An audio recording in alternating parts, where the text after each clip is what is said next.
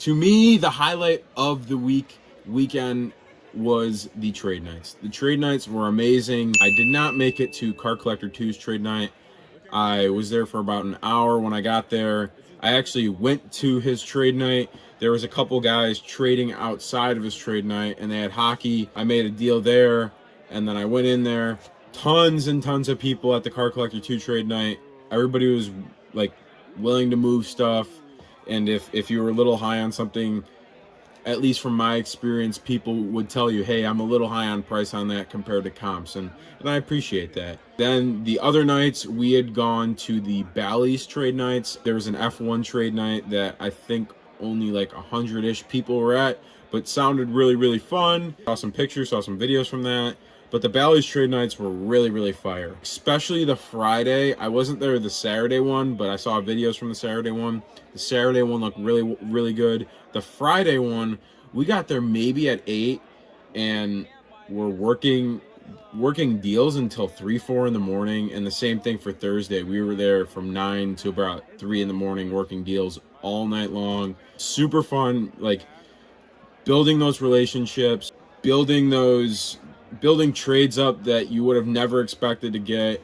I never expected to come out of the weekend with a dual Juan Soto, Ronald Acuna auto, but I was happy to get it in. Trade nights were so solid. After my the first night of trade night, I was just like, you know what? I'm just going to go to the show the next couple days and just dollar box, because I'm not having any success at the shows finding deals, and I understand not many dealers are going to go put a card out and you're going to be lucky enough to find it at a 70% value.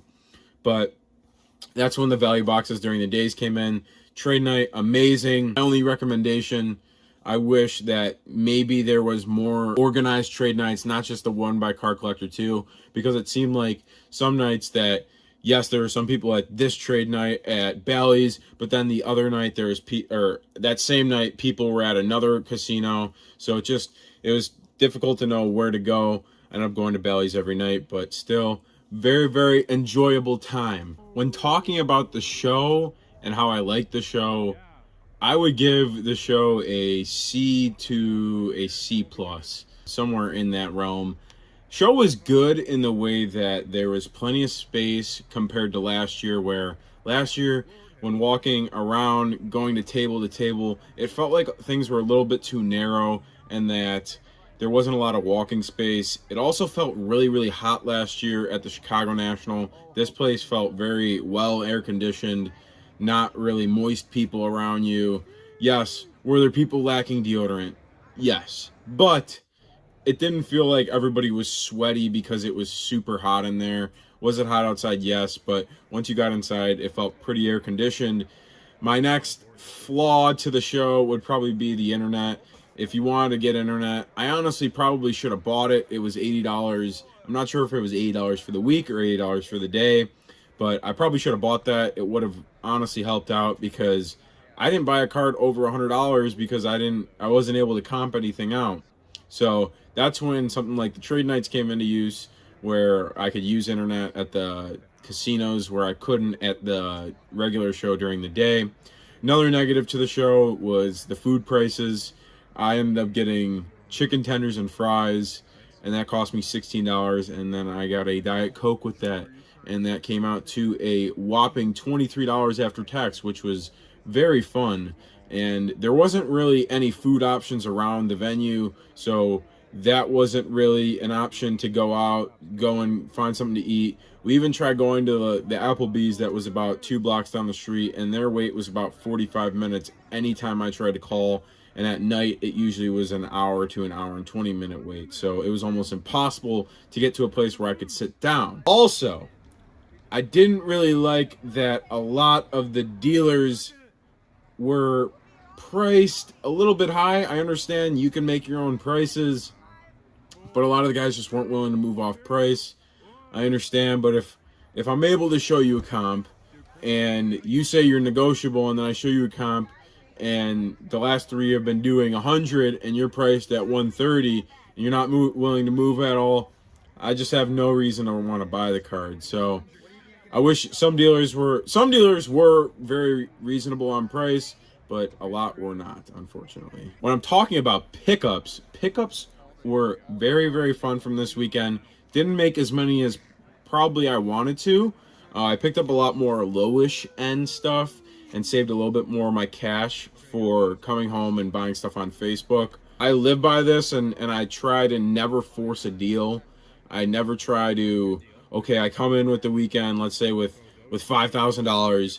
I don't have to spend all $5,000. I have to use my money correctly, where I feel comfortable spending my money, that I'm going to spend my money on this and I'm going to have a return of investment of, let's say, 30%. So I wasn't pressured into making any deals this weekend. So in return, I didn't spend all my cash that I had brought. So I wish I made more deals. Yes.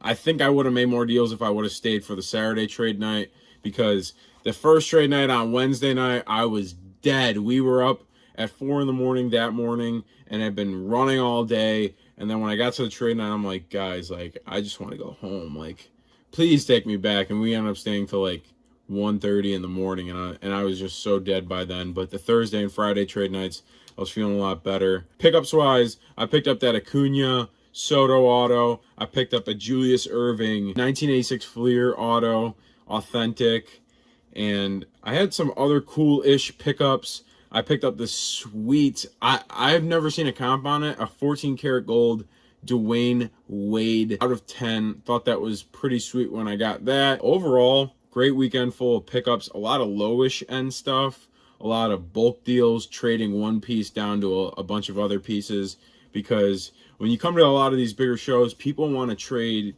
into a bigger piece and then give you smaller pieces. And I don't mind that, because me doing this full time, I'm able to kind of transact smaller pieces on eBay, Facebook, Instagram, and I don't have a problem moving those pieces as long as someone gives me a little bit of a percentage on trading out of a big piece and taking in smaller pieces. Hope you guys enjoyed this video. If you guys did, please leave a like, subscribe, stick around for some more sports card content.